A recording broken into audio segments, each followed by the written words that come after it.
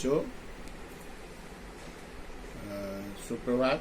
आज हम आपको 10वीं कक्षा की पाठ्य पुस्तक लोक भारती का पहला पाठ भारत महिमा कविता के बारे में जानकारी देने जा रहे हैं। यह कविता छायावाद युग के जाने माने महाकवि श्रीमान जयशंकर प्रसाद जी के द्वारा लिखित है।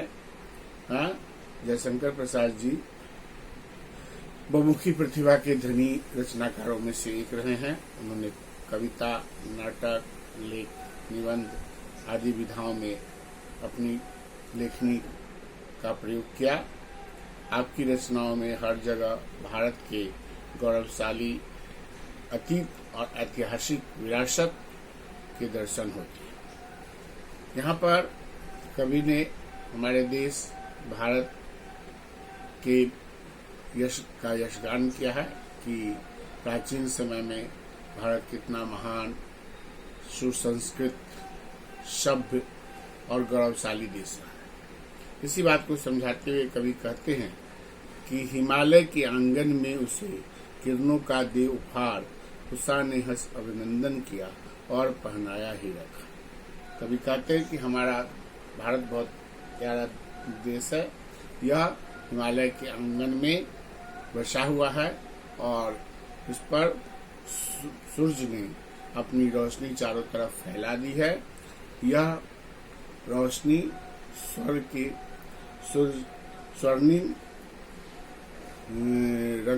स्वर्णिम है और किरणों का उपहार देकर इसे जीवन प्रदान करती है।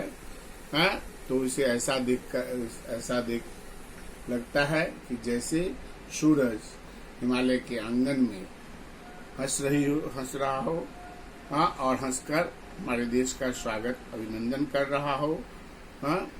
कवि कहते हैं कि सूरज की किरणें जब धरती पर हिमालय में पड़ती है तो ऐसा लगता है वो सुनहरी रंग परावर्तित होकर सुनहरे रंग की हो जाती है और वह हीरो की हार की तरह दिखाई प्रतीत होती है। तो जब प्रातः काल में या सवेरा होने पर जब सूरज की किरणें ओस की बूंदों पर पड़ती है तो परावर्तित होकर हीरो की हार की तरह नजर आती है या प्रतीत होती है। इस प्रकार कवि कहते हैं कि हिमालय के आंगन में हमारा देश बसा हुआ है। सूर्य ने इसे अपनी किरणों का उपहार देकर जीवन प्रदान किया है। और अर्थात वह उषा जो हंस कर इसका स्वागत कर रही हो या अभिनंदन कर रही हो। प्रातः काल में जब ओस की बूंदों पर सूरज की रोशनी पड़ती है तो हीरो की आग की तरह चमकती है। जगे हम लगे जगाने विश्व, लोक में फैला फिर आलोक, व्योमतम पुंज हुआ तब नष्ट, अखिल संस्कृति हो उठी अशोक। आगे कवि कहते हैं कि हमारा देश भारत दुनिया में पहला वह देश रहा जो सभ्य बना, जिसने ज्ञान प्राप्ति की और अपने आप को एक सभ्य देश के रूप में विकसित किया। अर्थात ज्ञान प्राप्त किया और ज्ञान प्राप्त करने के बाद हमने पूरी दुनिया में ज्ञान फैलाने लगे, लोगों को सभ्यता सिखाने लगे, सभ्यता का पाठ पढ़ाने लगे। अर्थात दुनिया में हम ज्ञान रूपी आलोक प्रकाश फैलाने लगे। व्योमतम पुंज हुआ तब नष्ट, अखिल संस्कृति हो उठी अशोक।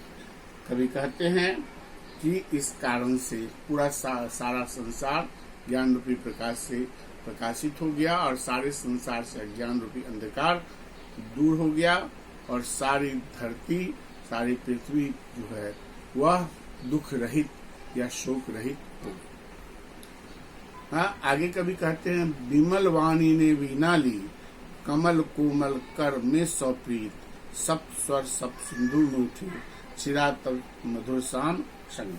कवि कहते हैं कि ज्ञान की देवी मां सरस्वती ने अपने कोमल हाथों में वीणा लेकर इस पूरी धरती पर जो है ज्ञान की वीणा उठाई और उनके सप्त स्वर से पूरा संपूर्ण धरती जो है झंकृत हो उठा और इस प्रकार उनके वीणा वादन से मधुर संगीत का जन्म हुआ या अवतार हुआ।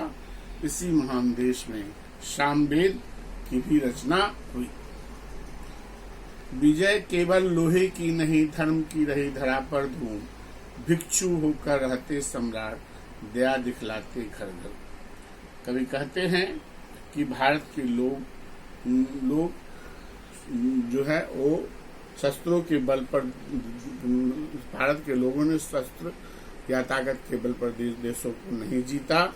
हाँ, उन्होंने यहाँ पर प्राचीन समय से या पुराने समय काल से ही लोगों के मन में धर्म के प्रति बहुत तेज आस्था या भावना रही है। उन्हें धर्म में पूरा विश्वास रहा है और उन्होंने संसार में पूरे धर्म का प्रचार किया। यहाँ तक कि हमारे देश के सम्राट, राजाओं के राजा सम्राट भी भिक्षुओं के समान, भिखारियों के समान जीवन व्यतीत करते थे और लोग घर घर घूमकर लोगों की मदद या सहायता करते थे। अर्थात हमने भारतवासियों ने लोगों को प्रेम, अहिंसा और करुणा का पाठ पढ़ाया। गोरी को दिया दया का दान, चीन को मिली धर्म की दृष्टि, मिला था स्वर्ण भूमि को रत्न, सील की सियल को सृष्टि। हम भारतवासियों ने जो है सो भगवत गौरी जैसे अत्याचारी को भी माफ किया, क्षमा किया। हाँ, चीन को हमने धर्म के रास्ते पर चलना सिखाया। हाँ, और श्रीलंका को हमने जो है सो सृष्टि, धर्म के आधार पर चलकर सृष्टि करना सिखाया, अर्थात उसे धर्म की शिक्षा दी। किसी का हमने छीना नहीं, प्रकृति का रहा पालना यही, हमारी जन्मभूमि थी यहीं, कहीं से हम आए थे।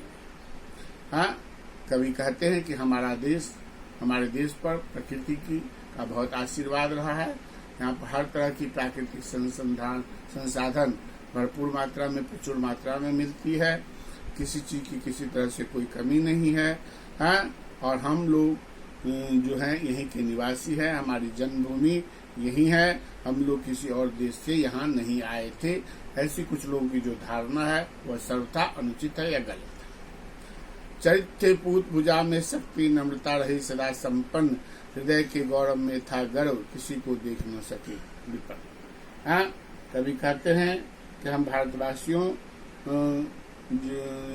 भारतवासी सदा से ही चरित्रवान रहे हैं और चरित्रवान शक्तिशाली रहे हैं। इसके बावजूद हमें अपनी चरित्रवान होने पर और शक्तिशाली होने पर कभी घमंड नहीं हुआ।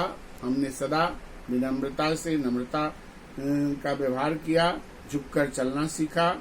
हमारे दिल में, हमारे हृदय में अपनी देश की सभ्यता, संस्कृति का गर्व है। हाँ, हम इन सब के साथ साथ हमने दूसरों की भी सहायता की, मदद की, किसी को हम गरीब नहीं रहने दे सकते। हमारे संचय में था दान, अतिथि थे सदा हमारे देव, वचन में सत्य, हृदय में तेज, प्रतिज्ञा में रहती थी।